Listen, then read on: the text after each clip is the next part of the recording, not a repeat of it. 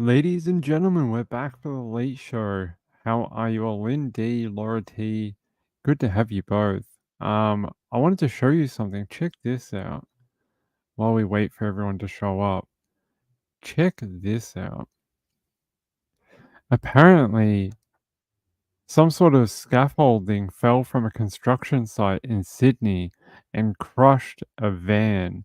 This is sort of like a USPS, but we call it Australia Post.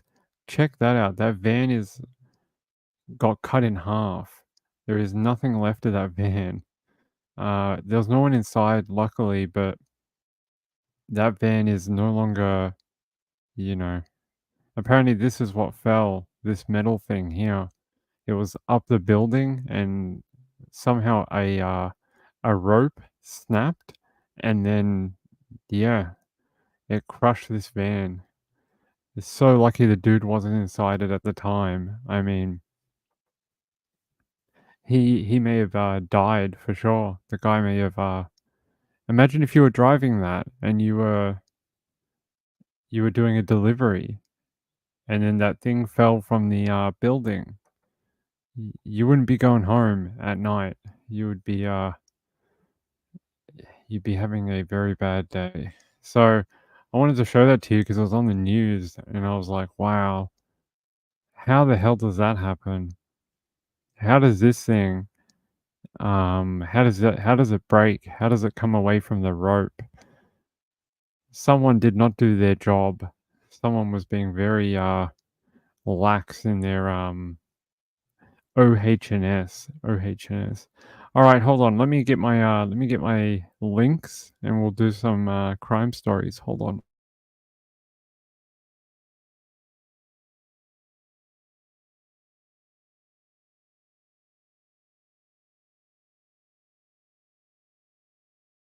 So apparently, some news out of Australia through Channel 9.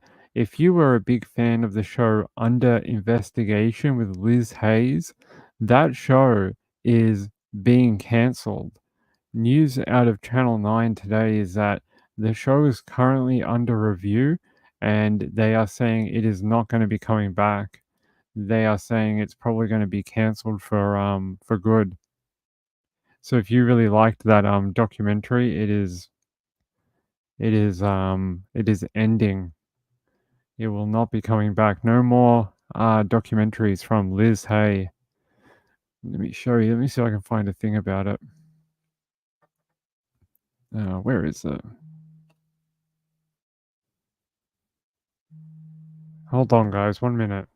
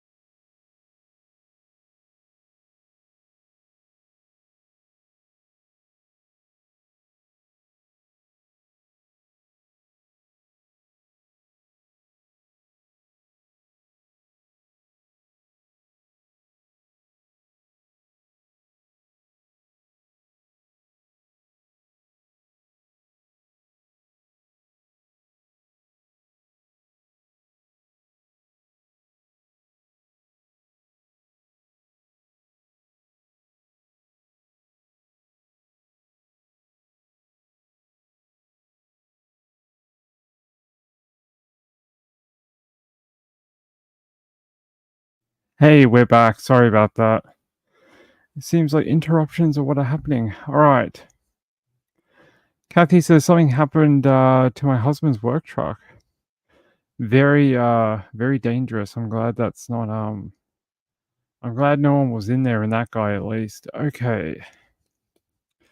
What do we got? What do we got on our list? Okay, let's do this. Da-da-da. Sorry, I'm trying to load everything. Okay, let's go to Fox 5 New York. Gruesome new details after a dismembered body was found inside a shopping cart in Yonkers. All right, Richard Giacobas has the latest and the new video tying the crime scene to an apartment in the Bronx. New surveillance video obtained by Fox 5 captures the moment two men walk past this apartment building on Rogers Place in the Bronx's Longwood section. They're wheeling a cart that neighbors fear may have been the remains of a dismembered human body. It's twisted. Somebody did that thing to somebody else. Somebody maybe he's crazy. Sinister and methodical. It's sad. Very sad. The sick and twisted crime was uncovered just before 2 a.m. Monday on the Yonkers-Mount Vernon border when police came across a body without hands or feet set on fire inside a shopping cart on the Oak Street Bridge. But investigators determined this was just a dump site. It's scary. It is scary. Through video surveillance, cops traced the suspects back to this 5-story walk-up on the corner of 163rd Street. Sources say the victim was killed inside an apartment at 903 Rogers Place, where the body was dismembered. The suspects boarded a Metro North train with the wrapped-up corpse in a shopping cart and rode it all the way to the Mount Vernon West train station stop. We have to be careful, watch more, check more the cameras. Crime scene investigators were seen carting out evidence from the building most of the day here in the Bronx. Police confirming that detectives obtained a search warrant last night, and once inside the apartment, they found body parts, including teeth and limbs inside the apartment's kitchen, as well as a gun and illegal drugs in the bedroom. This discovery has struck a nerve with neighbors in this Bronx community, some saying they just don't feel safe. Now I gotta watch out for myself, you know. Hope God protects the victim's family and everything. Police sources tell us whoever committed this gruesome crime went to great lengths to ensure the victim could not be identified, first removing their teeth and then setting their body on fire. It will now be up to the medical examiner to determine who this person was and the cause of death. So far, police aren't saying whether or not they've made any arrests. We're in the Longwood section of the Bronx. Richard Giacobas, Fox 5 News.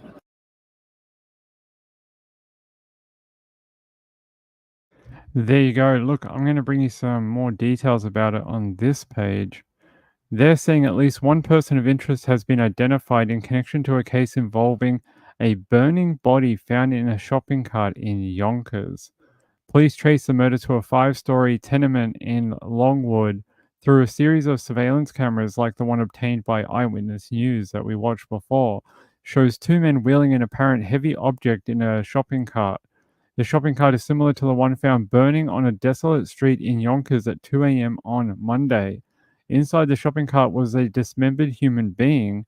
One source familiar with the investigation told Eyewitness News that the corpse's teeth had been torn out and its fingers cut off.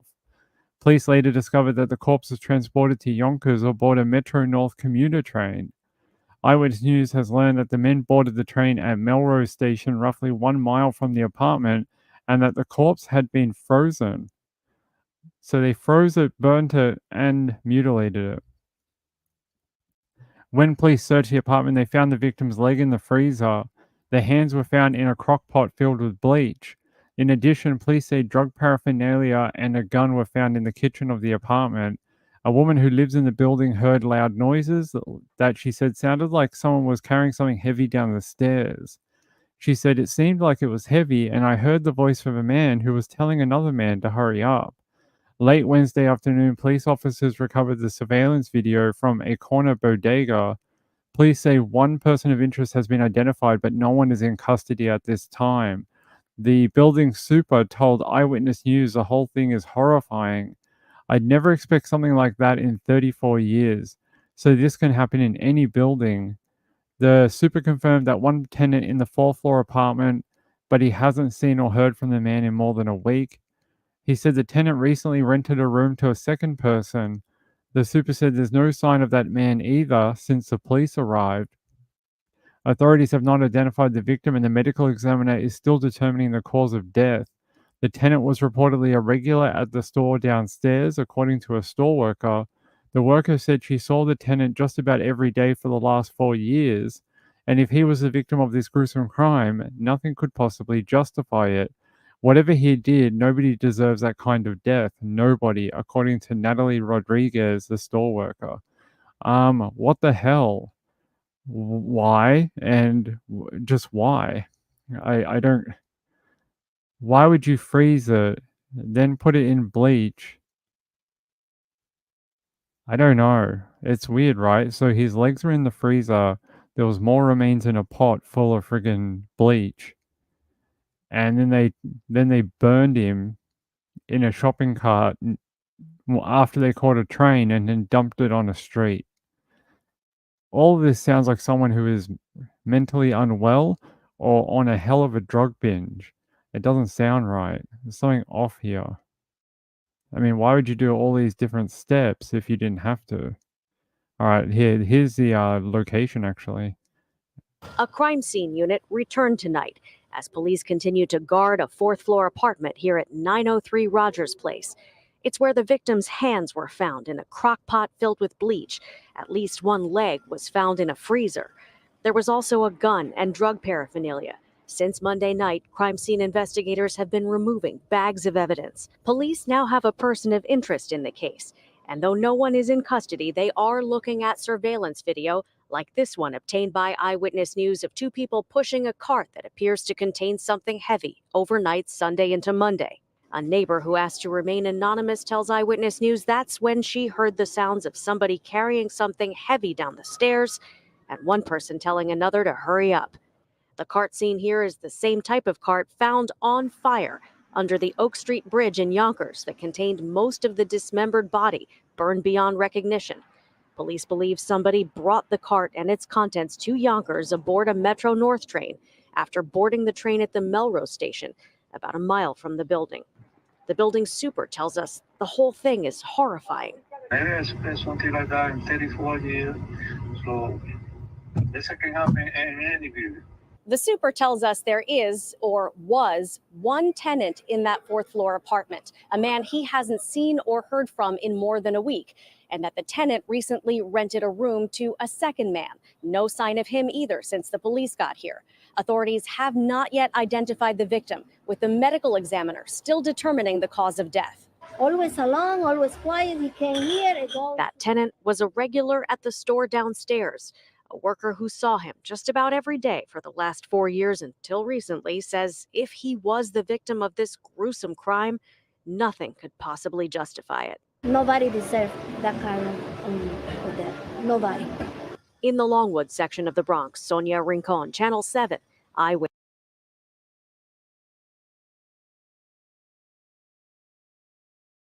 So there is the surveillance capture video. There you go. You can see two people walking that trolley that they say contains human remains in it. And I don't know, I can't tell if they look young or older, but apparently this is only one of several CCTV cameras. This is not the only one. They have several. That's how they track them.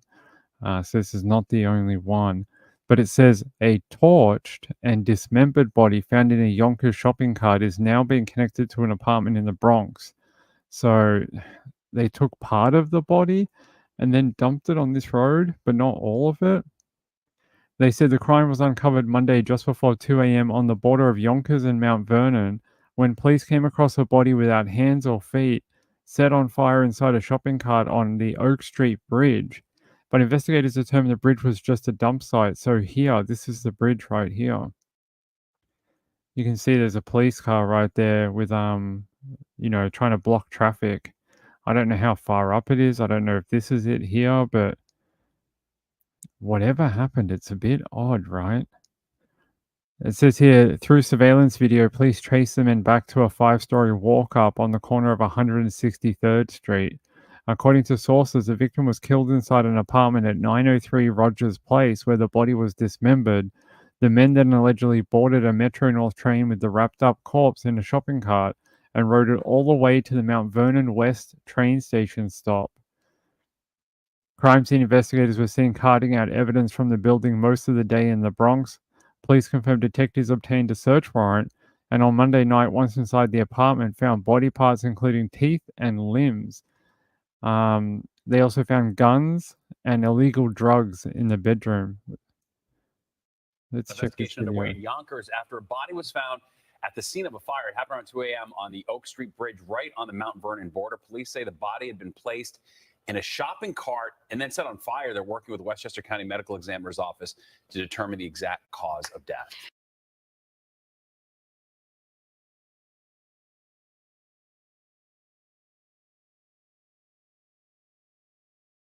There you go. That was the bridge they had in the same thing.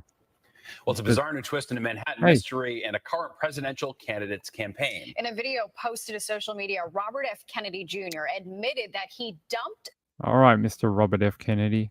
Yeah, did you all hear that story about Robert F. Kennedy? How he apparently found a bear cub and then he decided he was going to eat it or something, but got caught up and then he had to go to the airport.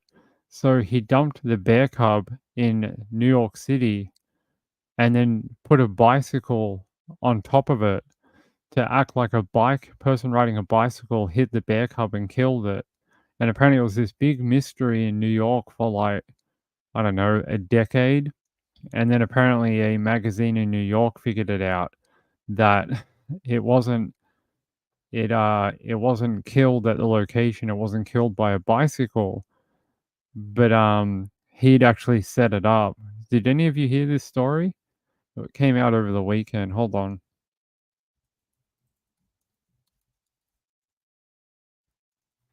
But yeah, pretty crazy story about this dumping of human remains in New York. There's got to be more to this that we don't know. Let me just check something.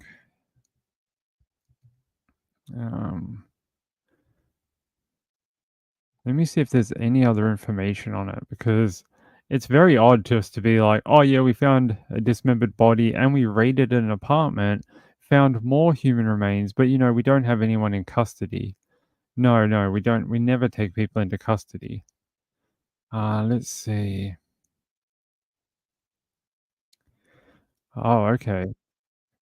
Hold on, if I can get you to this. Crime. Men in the Bronx seen rolling a shopping cart with something heavy inside, similar to a cart that was found burning with a body inside in Yonkers. Eyewitness News reporter NJ Burkett live in the Longwood section with the new video and the new details for us tonight. NJ?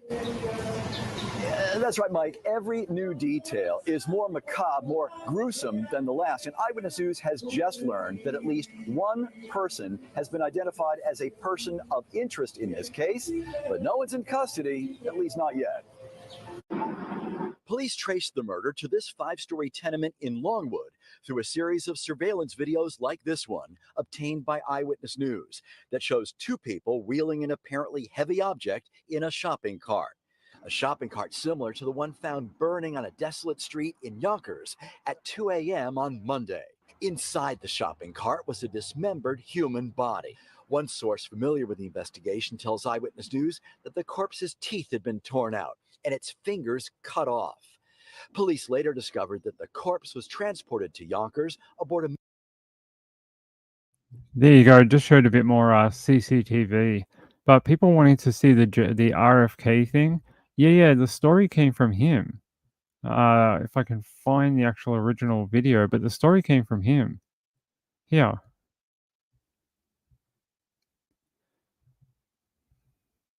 People felt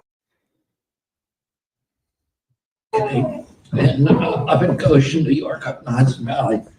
And I was supposed to meet them there at like maybe 8 or 9. I was driving up maybe, really early, like 7. And that woman in a van in front of me hit a bear and killed it, a young bear. So I pulled over and I picked up the bear and put him in the back of my van because I was going to skin the bear.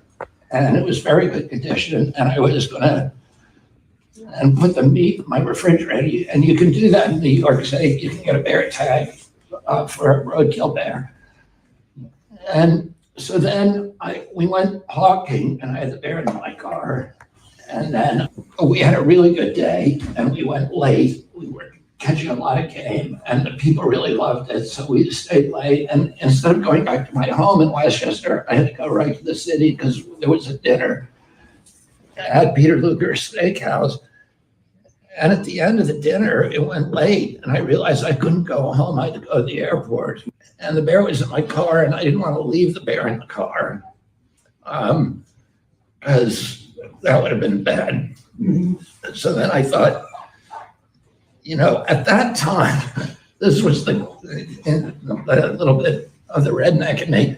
There'd been a series of bicycle accidents in New York. They had just put in the bike lanes, and saw a couple of people had gotten killed, and it was every day, and people had gotten badly injured. Every day it was in the press. And so I thought, I wasn't drinking, of course, but people were drinking with me who thought this was a good idea. And I said, well, I had an old bike in my car that somebody had asked me to get rid of. I said, let's go put the bear in Central Park and we'll make it look like he got hit by a bike. It'll be funny for people. So everybody thought that's a great idea. So we went and did that, and we thought it would be amusing for whoever found it or something. The next day, it was like, it was on every television station. It was the front page of every paper. And I turned on the TV, and there was like a mile of yellow tape, and there were 20 cop cars. There were helicopters flying over it. And I was like, oh my God, what did I do? And, So there you go. There's the bear story from RFK. Someone actually found like there's an old video from the news or something. Hold on.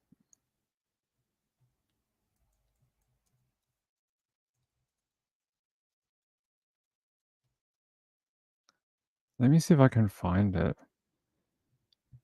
It might be this one here. Yeah. Oh, by the way, bit of a trigger warning. It does show, it's not graphic, but it does show the little bear. Of a black bear by a dog walker just a few feet from Central Park's main jogging and bike path today was alarming and strange, especially for New Yorkers like Helen Zokanich, who's come here almost every day for decades. How unusual is that? Very unusual. I've never seen a bear. I mean, I've lived in New York City all my life, and I've gone to Central Park with different dogs. I mean, I've never seen a bear. Raccoons and other things, but not bears, lots of dogs. The NYPD is investigating and quickly told us there are no reports of any bears missing from the Central Park Zoo, quashing the first theory from passersby like the cyclists and pedicabs. We have a little small zoo, but in the zoo we don't have a bear. Maybe I escape from there. But they're saying there's no animals missing from the zoo. Right. It's a big surprise. I don't know. The dog walker who found the cub told a member of the Central Park Conservancy, which runs Central Park. They called police. The Conservancy told News 4, whenever any wildlife is hurt or harmed, we are upset about it. But the discovery became a mystery, with some wondering, had the bear been killed elsewhere and dumped here? If you can do that to an animal, why not to a human being? More so, I'm wondering how it got here. I've never seen a bear here before.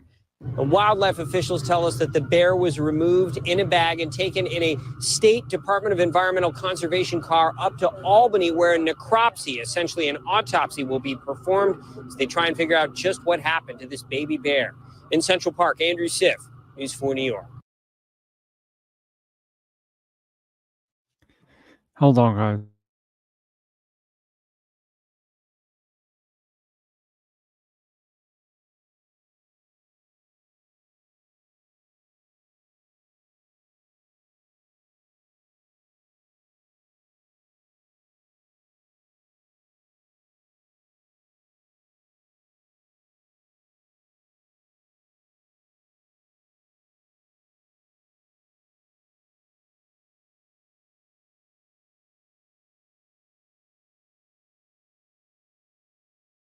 Sorry, ladies and gentlemen, the wind's going crazy here. It's knocking the blind all the time. Not tagged was brought up. I don't know. Yeah, he did something. Me either. So there's the story about, RFK. Pretty weird story, but I don't know if he's going to get in trouble or not. He might, he may not. Who knows? Okay. Let's go to Yeah. According to this news report, a level 3 sex offender accused of exposing himself to juveniles on a highway. Several Massachusetts communities file warrant. Chief Timothy Handler reports that the Whitman Police Department arrested and charged a Hanson man who is a level 3 sex offender with open and gross lewdness following an incident where he allegedly exposed himself to juveniles. 59-year-old Paul St. Martin of Hanson was charged with 1 count of open and gross lewdness. Let me see if we can find anything on Mr. St. Paul Martin. Boston.com. Let's see. Let's go to ABC6 and I'll see if it's got a better source for you. Come on, ABC6. Okay. Yeah. Whitman charged this fella here. This is Paul St. Martin. And it says he is a level 3 sex offender. Officials said on July 27th, officers responded to the area of Route 18 and Route 27 for a report of a man who allegedly exposed himself to 2 juvenile girls. The suspect had fled the scene, but the victims were able to identify the man's car and that it had an Indiana license plate. Surveillance footage from the area helped investigators identify that the suspect was driving a Chevy Malibu sedan. Officials said that the following day, a nearby police department received a notification of a similar incident. Witnesses were able to obtain the vehicle's license plate number on this occasion. Officers said they were able to determine the vehicle was rented by St. Martin and obtained his home address in Hanson. He was arrested after being pulled into a parking lot at his home. Officials said he is being held on a $10,000 bond and is currently in custody at Plymouth Correctional Facility. Officers said he allegedly committed similar acts in Marshfield, Braintree, and Belmont, 2 of which have filed additional arrest warrants. So this guy was walking around that part of the world just exposing himself to juvenile teenagers for some reason. I mean, he is a level 3 sex offender, so I guess that's just what he does. I don't know. Anyway, he's now been arrested, but he's got a hell of a couple of weeks ahead of him because the other counties have also filed arrest warrants. So even if he gets out of this county, they're going to transfer him to the other county and then probably to the next one and to the next one. So he's got a hell of a trip over the next little while. Rachel says, I'm glad they caught him. Yeah, I mean, the fact he had just been doing this every day in a different county is a little weird, a little strange. Glad that someone was able to get his license plate and tell police what it was. Yeah, that's only a short story, though. Let me see what else I've got.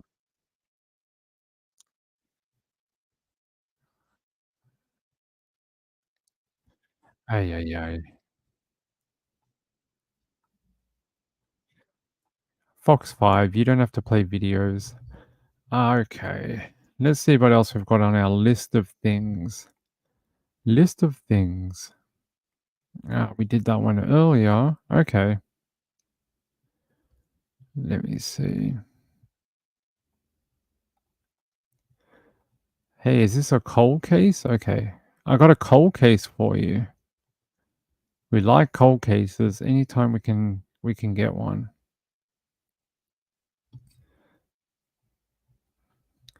It says here, a woman named Melissa Wolfenbarger, I can't probably not pronouncing that right. It says that she disappeared December 1988 from her family's home. And in April and June 1999, detectives found human remains in trash bags off Avon Avenue.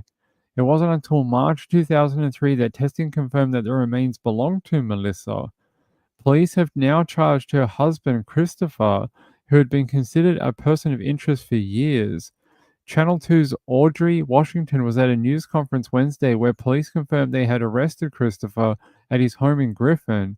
They said it was challenging because he hid inside his home when officers arrived. Almost like he was expecting it, right? Almost like he knew he was in trouble. All right, let me see if we can find that press conference. Let's see.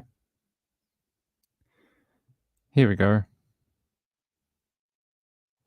Step closer for the family of a murdered Atlanta woman in a famous cold case. Her husband is now under arrest. Atlanta News First Yasmina Alston is live at Atlanta Police Headquarters. Yasmina, this case had gone on and had gone cold for years. Yeah, Ellen, for 25 years now, Christopher Wolfenberger is in custody, accused of killing his wife, who was 21 at the time. Today, Atlanta police and Melissa's family made the announcement of the arrest here at Atlanta Police Headquarters. Her mother and her sister say they knew from day one in 1998, when Melissa disappeared, that her then husband was somehow involved. Her dismembered remains were found in black trash bags on a street in Southwest Atlanta in 1999, but they weren't identified as hers until 2003. Investigators reopened the case within the last several years and say DNA technology played a huge role, though they didn't provide specifics on how. However, Christopher had always been a person of interest. Melissa's mother says yesterday she got the call she's been waiting on. When Detective Shepard called me yesterday morning at 8:23 and told me that he was in custody, I yelled, "Thank you, Lord." And that's the good Lord above has gotten me through this from the first day and to this day. If it wasn't for him, it's been a hard, long road. And Melissa's family says they never spoke with Christopher after her disappearance and death. Again, he is now in the Fulton County Jail, charged with murder. Live at Atlanta Police Headquarters, Yasmina Alston.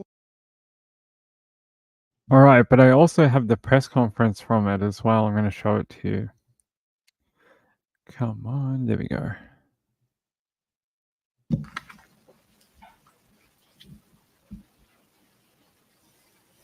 All right.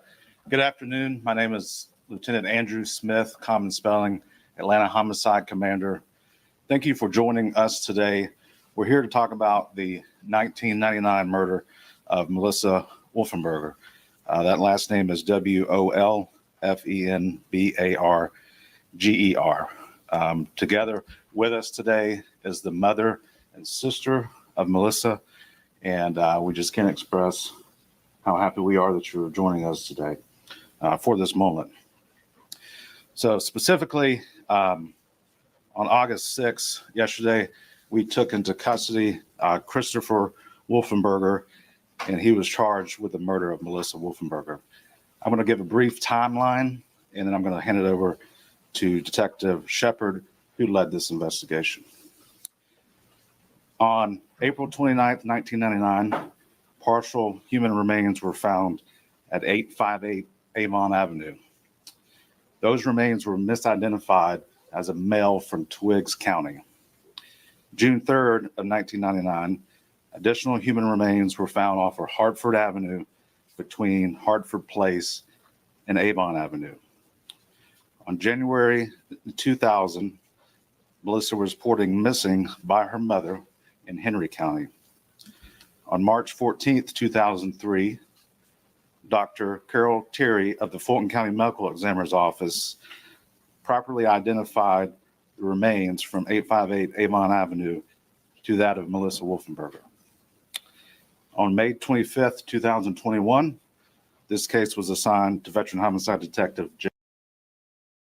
By the way, I'll just break in here. I like how the family are all wearing t-shirts and jumpers with her photo on it, which says like unsolved since 1998 on it, and it has a photo of her. Did you guys see that in the video? How beautiful of the family. Jay Shepard, and I will pass it over to him at this point. Morning, my name is Detective Jarian Shepard with the Homicide Unit. I'm currently assigned to our complex cold case unit within the Homicide Unit. This case was assigned to me. I was tasked with the job of going through the entire case file. At that time, we identified the things that we needed to do, which was re-interviewing witnesses, following up on additional leads, and of course the new technology that comes into place. With that, I've gathered the facts, and I collaborated with the DA's office and was able to get the facts together to come up with the probable cause to arrest Christopher Wolfenberger. Homicide unit, our cases, they never close. We work the case until the leads are exhausted. We pick the case up and we're able to pass it along to the next detective, which is a cold case detective, which was me. The initial detectives did a great job on it. I was able to see the case through their eyes. I picked it up from where they left off and followed up on all the leads, and they was able to get it to this part where we are.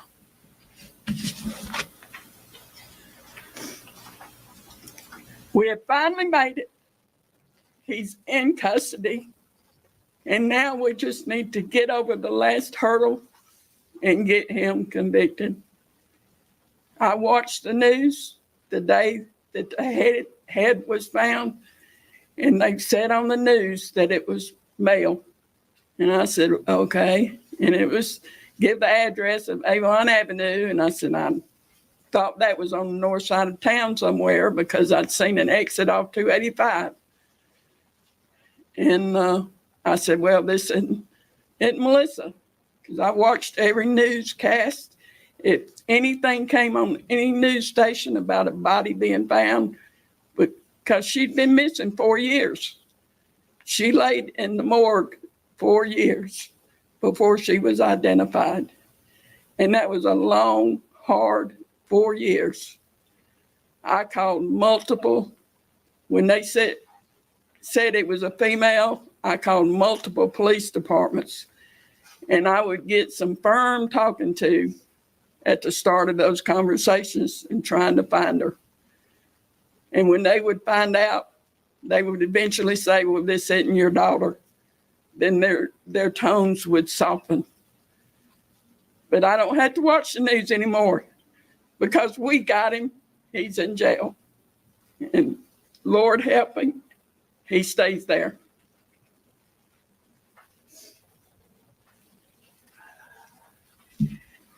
It's been a long wait, 25 years. But finally, hopefully, we will get justice for Melissa. She didn't deserve what she got. And I hope anybody who's in a domestic violence situation, please get out. Don't take it. Because it could easily be you. It could be your sister. It could be your mother. Make sure they get away. And I want to thank Atlanta PD, because without them, we wouldn't be here today. Cheryl McCollum, Nancy Grace, Karen Greer, everybody from Channel 2, Channel 11, thank y'all very much. Without y'all, we wouldn't be standing here. Questions? This question is for Detective Shepard. Can you go into a little bit more detail? I think you mentioned DNA evidence. Can you talk specifically what linked any kind of evidence to the suspect, and what do you think the motive was? So let me start off with certain things, certain parts of the evidence. I want to protect the integrity of the case going forward, so I can't disclose certain evidence. But we look at everything when it comes to cold case, especially DNA. We look at witnesses that need to be re-interviewed, and it's a collective effort to build a cold case. So I don't want to point to any specific piece of evidence because it's important moving forward. Eventually, it will come out on how the case was put together, but right now I want to just kind of hold that. Any idea about a motive? Motive, not sure, but I'm pretty sure it's domestic violence base. Can you talk a little bit about where he was found and where he was and his attitude when he was taken in? Yeah, so he was captured in his home in Griffin. He hid.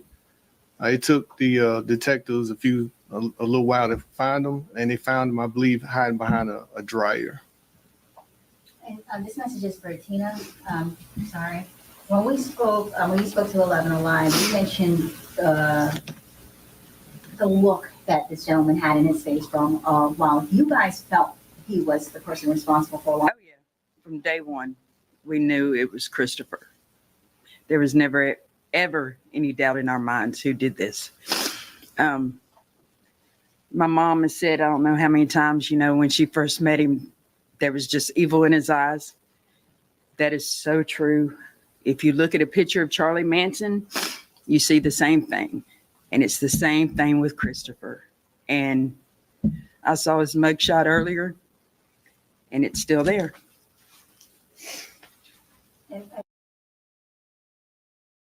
I like how the family thanked people like Cheryl McCollum as well. This is Atlanta, so they, she works on a lot of cases in that region, and I'm sure she had her hand in this particular one. This lady reminds me of her actually. They have the same similar accent. Every time I hear her speak, I'm like, oh, it sounds exactly like Cheryl. But yeah, it's really nice to see the family, and you can tell they were saying, hey, we knew the whole time. We didn't need any arrest or, anything like that. We just knew it was him the whole time. It wasn't anyone else. It was him. It was a DV related incident. Yeah. Really, really sad case, but these cold cases are falling. Every couple of days we get another couple, and this one got solved and that one got solved. And I think to myself today, if we had unsolved mysteries like we do back in the 90s where you got an episode every weekend, now you only get a few every year. But if it was a weekly show like it was in the 90s, would they even have that many episodes to fill up anymore with cold cases? That a lot of them have been found or completed. It's there's not that many anymore. Let me see. I mean, there's probably still thousands, but they're getting more and more solved every day. Every day, the ones that used to be on a Wikipedia somewhere for unsolved mysteries or crimes, they're getting solved and getting removed from the list. I did find it interesting that they said he hid behind a dryer when police came to his home, as if like he knew this was coming. He knew this was coming, and he knew one day that knock at the door would happen, and it would be his time to answer for what he did all those years ago. And this is his booking photo right here. This is him. This is Christopher Wolfenberger, whatever his name is. And I don't know what's going on here. It looks like he has a broken arm or something, because he's got a sling around his neck. So I don't know if he broke his arm trying to get him out behind the dryer. Maybe they tried to pull him out from wherever he was hiding, but he's got a broken arm or something. They said here, he was captured in his home in Griffin, and he hid. It took detectives a while to find him. They found him hiding behind a dryer. They said, Shepard said it's been a long process and would not elaborate on what led to the final discovery. He credits determination, fresh eyes, and advanced technology. Advanced technology like genetic genealogy, maybe? They said from day one they knew it was Christopher. There was never ever a doubt in their minds who did this, and that's according to her sister Tina. And there's that shirt that I was talking to you about before. There's the shirt one of them was wearing. The other one's got a different one that says unsolved since 1998 or something. But you can tell this looks quite old. I don't know if she's had it the whole time the case has been open or something like that. Like you can see up here, it's even got a little hole in it, and so I don't know if she's just kept this on her the whole time, but it's very sweet. Yeah, I know, but I think traditionally it is associated with female victims, even though there are male victims. The vast majority are female victims. Like it's something like 98% to 2% or something like that. So the overwhelming amount is female. They said Melissa who grew up just outside of Atlanta, was married to Christopher, whom she met in high school. After they were married, they had 2 children and moved into a duplex in Atlanta. Melissa's family say they last heard from her on Thanksgiving Day in 1998. After not hearing from her for quite some time, Melissa's sister Tina and her mother drove to her home in Atlanta to check on her. When they arrived, the home was empty, and a neighbor said Christopher had moved the family out. There's the back of that shirt, by the way. It says here, prior to Melissa's death, she lived just blocks away from where she was found. Her husband stated that she left the house December 1998 and never returned. Her parents reported her missing, not him. So there you go. That's what the family says. They say here Melissa filed a missing persons report, but her husband never did. No, Melissa's mother filed a missing persons report, but her husband never did. When interviewed by police, he told them that he and Melissa had fought and she went for a walk and did not return. In April 1999, a bleached skull was found off Avon Avenue in Atlanta. In June, police found more dismembered remains in black trash bags in a wooded area near Avon Avenue. However, her remains were not identified until 4 years later, after Tina's father, Carl Patton Jr., was arrested for killing 5 people. What? Her remains were not identified until 2003 after Melissa and Tina's father, Carl Millard Patton Jr., was arrested for killing 5 people. Okay. So apparently, Melissa and Tina's father was a serial killer. Their father, Carl Millard Patton Jr., was arrested for killing 5 people. Interesting family. They say here, she didn't deserve what she got, and I hope anyone in a DV situation that you can get out, that easily could be you. The mother and daughter say they've never given up hope. My last words to her was, I love you, and I know you know where I am if you need me. Police say he has always been a person of interest and even questioned him back in 2003, but now they have the evidence to hold the charges against him. The family said during the press conference that they knew from day one that it was him and compared him to Charlie Manson. How is the Flint River Killer connected? Patton, known as the Flint River Killer, was born in 1949 and grew up in DeKalb, Clayton, and Henry counties. He married Norma in 1968, and they had 2 daughters, Melissa and Tina. In February 2003, Patton was arrested for killing a 31-year-old called Liddy Matthew Evans, who had been murdered in December 1977. Testimony from Norma then led police to charge Patton with additional murders, and he was nicknamed the Flint River Killer. So that's bonkers that their father was a serial killer, and then one of their relatives was killed by their husband, her sister. Bonkers.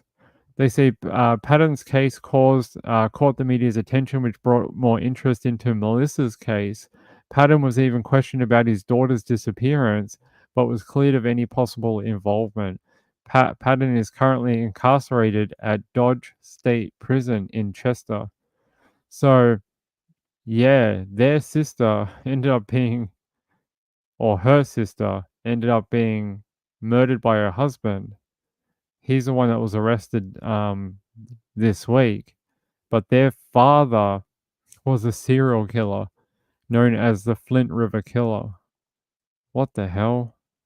Let's see what Carl Patton looks like, because I've never seen him before. All right, Carl Patton. Apparently he has a Wikipedia. There you go. That is the Flint River Killer. Probably back when he was arrested. It says here, Carl Millard Patton Jr. is an American serial killer who committed 5 murders across Georgia between 1973 and 1977 with multiple accomplices. Ugh. They're saying via DNA testing in 2003, he was arrested for the murders, subsequently pleaded guilty, and was given a life sentence. So that's their father. That's their dad. So murder, isn't that interesting? What are the odds of having a father who was a serial killer and your daughter being murdered by a suspect who is not the dad? I can't say that would be that common, right? Yeah, it says here, wait, I saw it here. I can't find it, but it says something here. Following his convictions, Patton was briefly suspected of murdering his daughter, Melissa, but eventually ruled out as a suspect. Wolfenberger's husband, Christopher, was arrested for Melissa's murder in August 2024. He claims that had always thought his wife had left him of her own volition and continues to maintain his innocence. So innocent that he hid from police when they knocked on his door and hid behind a dryer. Yes, that's what innocent people do. They often get frightened when police knock on their door and then they hide behind dryers and then don't come out when police tell them to come out. That I've seen it before. That happens all the time. There's probably a psychological name for it. You know, we can all relate. We can all relate. You know, poor guy, stuck in prison, being arrested for a murder that he's innocent of, hiding behind dryers. I mean, it just, it screams innocent person. It just does, right? It screams innocent person. It screams that he's being set up. Someone is framing him. Okay, maybe not. Maybe not. Oh, you kicked the Dodgers' butt? Good work. Good work, Mamma Mia. I don't know why that's important, but good work. All right, let's see what else we've got. I think we're almost done, though. I think I'm almost out of stories for the night. Let me see. Oh, this is interesting, actually. We have one of those court type sketches of Melissa Murphy's killer. There you go. What does it say? Accused Patrick Stephenson, Magistrates Court plus Ballarat. 24th, 8th of the 8th, 24. There you go, Patrick Oren. So he's got longer hair now than he did when he was arrested. And it looks like he may have put on a bit of weight in prison because he was pretty thin in these photos. But yeah, if you missed that before, they've delayed it. They've got another adjournment, and the case will not be back until November. So we're not going to find out anything more about Samantha Murphy until November, unfortunately. Really, really sucks, but not much you can do. That is the wheels of justice that turn very slowly. They just do, unfortunately. Let's see. Let's see what else I've got. DJ sent me this. Caleb Harris, and it says, how Caleb Harris died can't be determined. And he had decomposed to a skeleton in the sewer system, according to an autopsy. That's very quick, right? He was only gone for a couple of months, and he was already, well, you think about the heat and the water and the location where he was found. It makes sense, but let's see if I can find you an update video.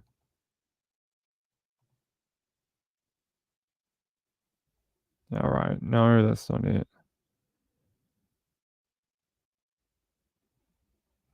Hold on, guys. Guys and girls.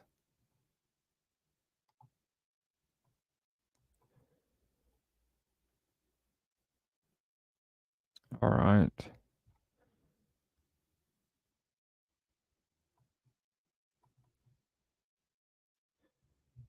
Hold on, what is this?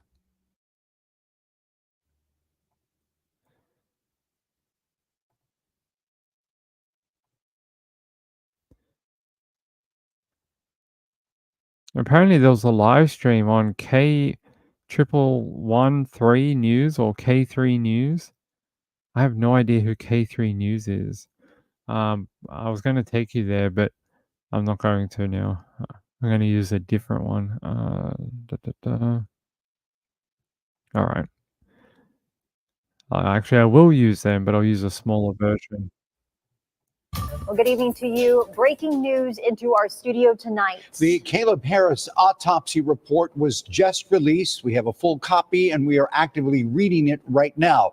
What we can tell you so far is that it is inconclusive how Caleb Harris died, and there was no evidence of any significant trauma at the time of his death. Harris is the Texas A&M Corpus Christi student who was missing for months until his body was discovered just a short few weeks ago. Harris went missing on March 4th, last seen at his off-campus apartment along Ennis Jocelyn Road. This would, of course, lead to a months-long search effort and investigation until a portion of his remains were discovered on June 24th by a city employee at a city wastewater lift station not too far from where he was last seen. After those remains were sent off to a lab at the University of North Texas on July 17th, those remains were confirmed to be those of Caleb. Again, the biggest update here is that it is inconclusive as to how Caleb Harris died. We'll have more details on our website with this story.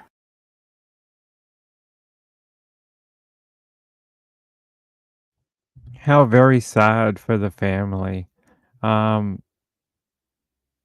Yeah. I don't know if they'll ever get very much peace, right?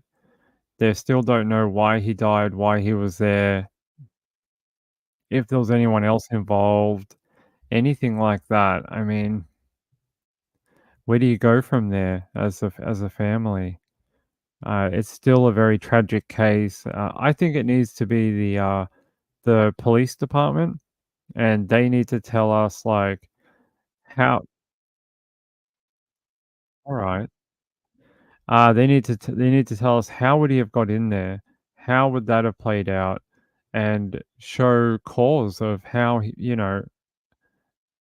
show a logical way he could have been in that place by himself. That's what I think anyway. Let's go here. Let's go to the K3 site. What does it say?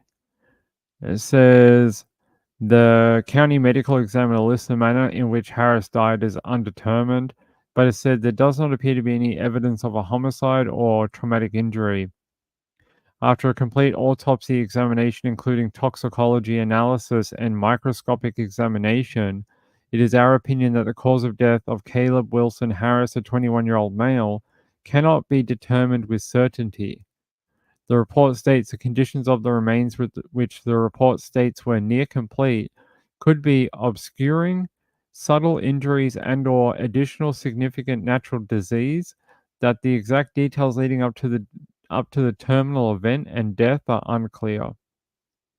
It also states if further relevant information comes available in the future, that the officer's findings can be changed.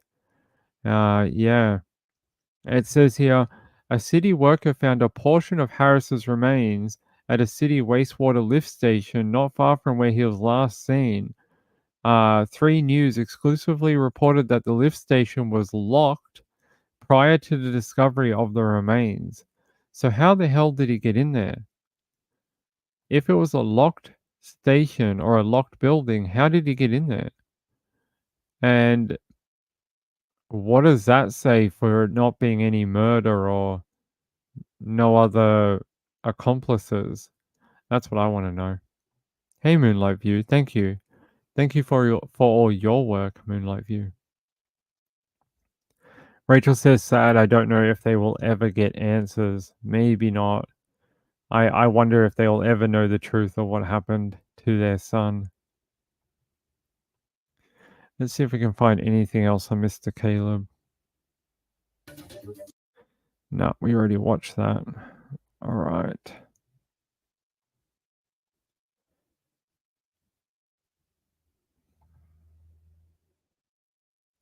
There is an update from the CCPD. Hold on. we begin tonight with what still is a mystery, talking about the Caleb Harris investigation. Yesterday, we broke down some details from the autopsy report, but it gave little insight into how the 21-year-old Texas A&M Corpus Christi student died. Our Josh Maxwell spoke with Corpus Christi police officials today to see what the undetermined ruling means in their investigation and where it goes from here. He joins us live from the bridge along Ennis Jocelyn, where a memorial for Caleb continues to grow. Josh? Mike Leslie, I did speak with Assistant Chief Todd Green today, and the core thing he tells me about this case is that essentially police were working backwards. He was saying that in more traditional cases, police are able to have a body, blood, any physical evidence that could indicate harm. And they told me that they didn't have anything, which is why they ruled out foul play. Now, I did also speak with Todd Green about kind of just what those measures were and what they mean for this investigation. Here's what he had to tell me. The death investigation itself will remain active until, it's just we don't get any more tips or anything like that. The missing person case, like I said, is closed.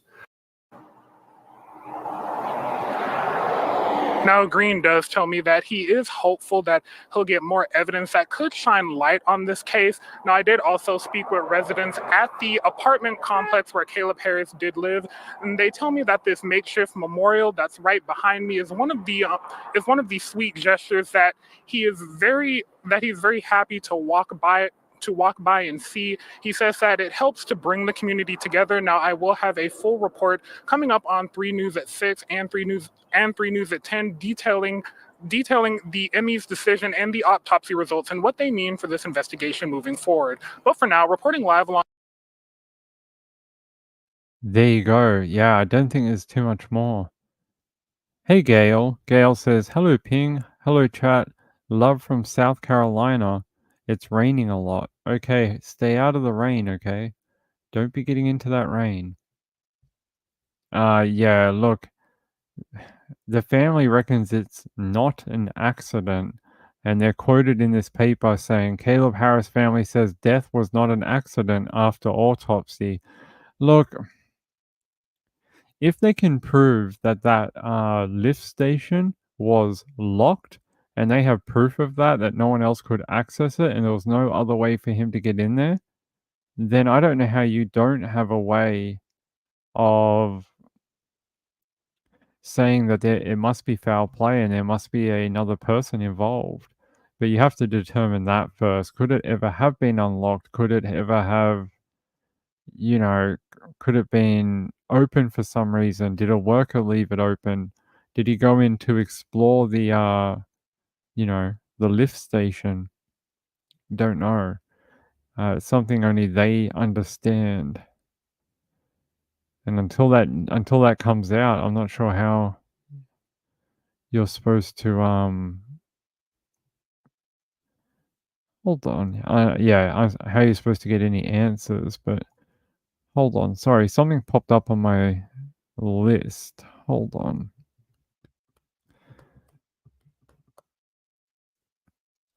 So apparently out of Laredo in Texas.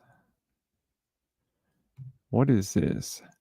Man pleads guilty in death of former News 4 San Antonio employee.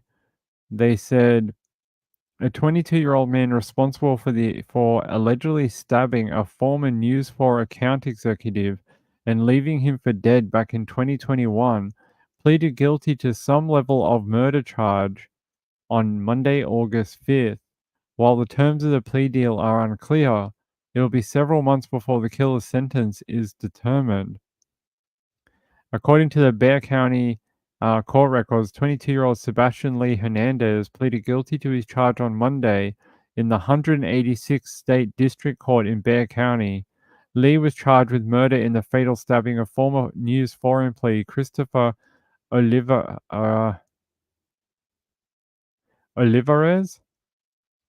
While the plea deal was struck on Monday, it'll be another 2 months before officers of the court conduct a pre-sentencing investigation a tool which will allow the court and judge to best determine a prison sentence for Hernandez. The open plea deal with the court was reached nearly 3 years after the brutal slaying of Olivares, a beloved fixture in the San Antonio TV news community. It's yeah, this was him here, the guy he tragically murdered. They said on September 25th, 2021, former News 4 account executive was found stabbed to death in his West Side San Antonio home in the 300 block of Kirk Place. It'd been nearly a year and several pleas from the San Antonio Police Department before an arrest was made in the killing. Later in 2021, San Antonio police released several surveillance videos showing a person coming and going from the residence on September 10th and 14th, as well as on the night of the killing. Officials also offered a $17,000 reward for information leading to an arrest. After receiving a tip, detectives contacted Hernandez, in which he agreed to come to the office and give a statement and provide a DNA sample. Hernandez was let go at the time as they didn't have enough evidence to detain him. The next year, a year later, on June 29, 2022, Hernandez was arrested without incident at his central San Antonio home after his DNA sample matched that found at the crime scene and on the murder weapon. Okay. Let me see if I can find a court video for you about it. Oh, they did a perp walk for it. Who wants to see a perp walk? Let's see. This is when he was arrested. I'll show you. I love Texas police. They love doing these. We've had a few of them. Here he comes. Boo. Boo him. Boo him. Princess Mother Mary, what would you like to say to Mary? Sir, do you have anything to say? Let me know. What happened that night? What happened? Yeah, what happened? Anything else you want to say to the family?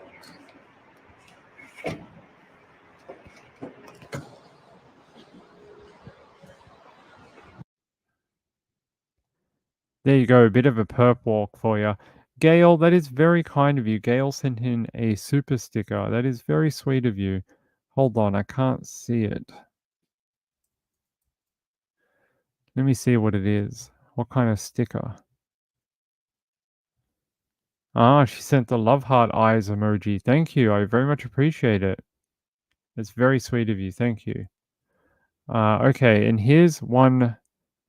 This was an update one from maybe yesterday. All right. Major development in the murder of a local TV count executive. Today, his accused killer was in court for a plea deal. Sebastian Hernandez in front of a judge, pleading no contest in the murder of Chris Olivares. In the last 3 hours, I spoke with Olivares' mother about what this means for the family. It felt like a emotional roller coaster. Today has been overwhelming for Mary Coronado. This morning, she was in the same room with her son's accused killer. It's so painful knowing that he's there in the same room, knowing that he's out there, and it doesn't feel right. We'll make a finding of guilt at this time. Face to face with the judge this morning, 20-year-old Sebastian Hernandez pleaded no contest for the murder of Chris Olivares. He's not admitting guilt, but is accepting the punishment for the crime. In 2021, investigators say Hernandez stabbed Olivares to death at his Southside home. Police say Hernandez's DNA was found on the murder weapon. It felt like a wave of a disappointment. It feels like it doesn't like a true justice.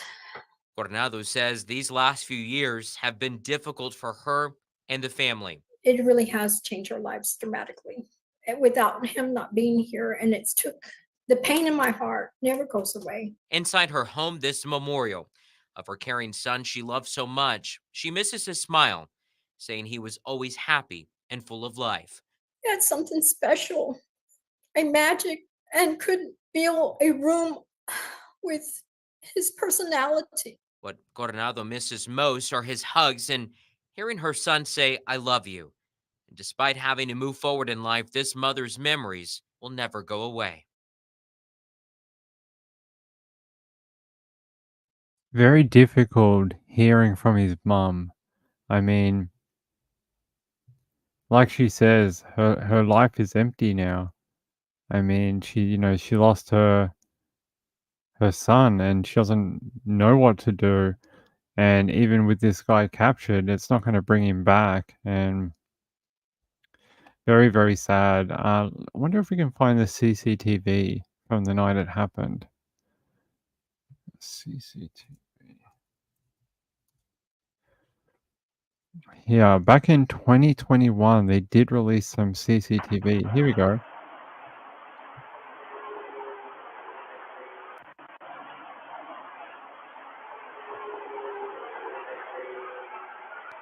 Yeah, I'm gonna pause that. We can have a look. There's a guy. He didn't cover himself that well, did he? And he gets into a vehicle. You can see it unlock.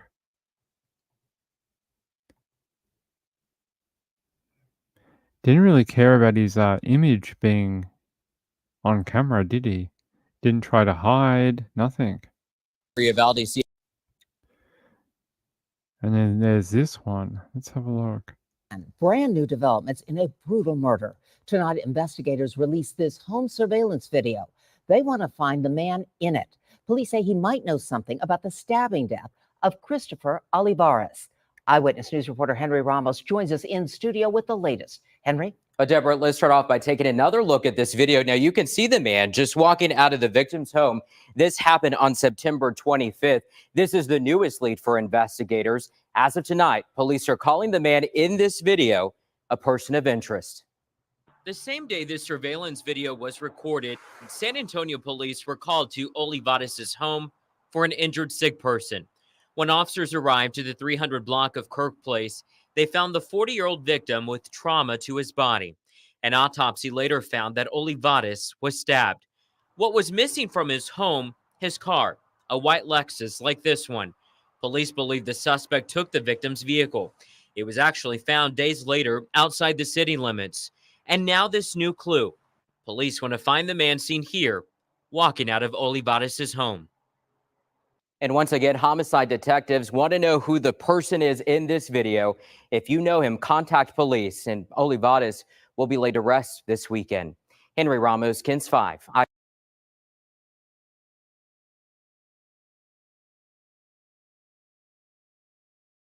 Here's another version of the CCTV if it'll play. There we go.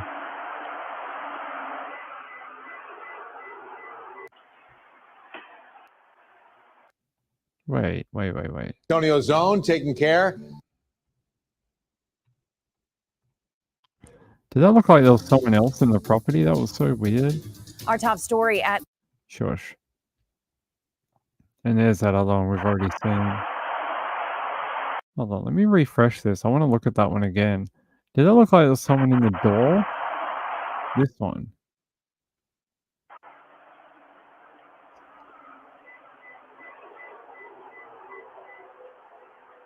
See, the door closes. Oh, is it one of those slow closing doors, maybe? There you go. There's all the CCTV that they released. He actually went back to the property several Antonio times Zone taking care. between the time when the murder was committed and, a couple of days after. He went in and out the property a few times. What I find interesting, there was never no motive except to take the vehicle. But other than that, no real motive in why he did it.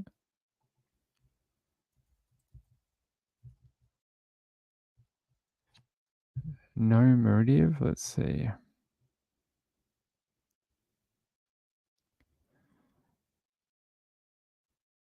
Yeah, I don't really see a motive at all.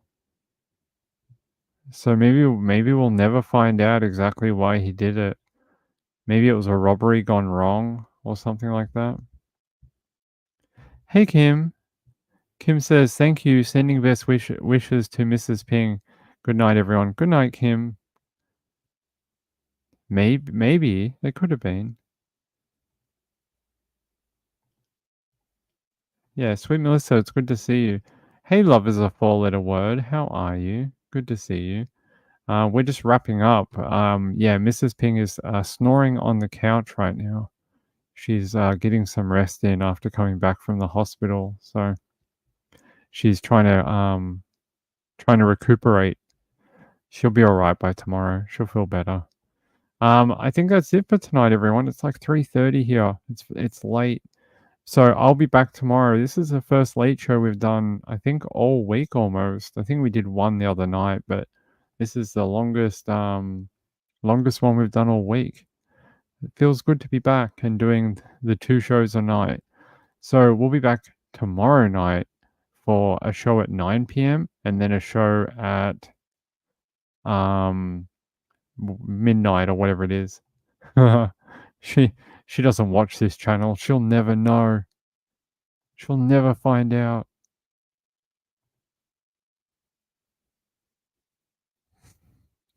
All right, cheesy cracker.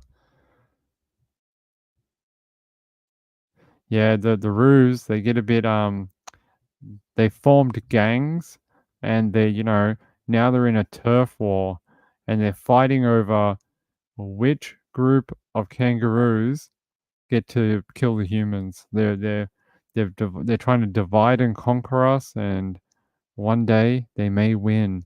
I mean, we already went through the war with the emus like 100 years ago.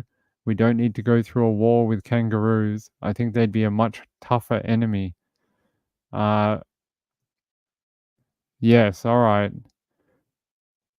No worries. I will see you guys all tomorrow at 9 p.m. All right, get some sleep. Be safe out there, and more true crime tomorrow night at 9 p.m. Eastern. Good night, everyone. Bye.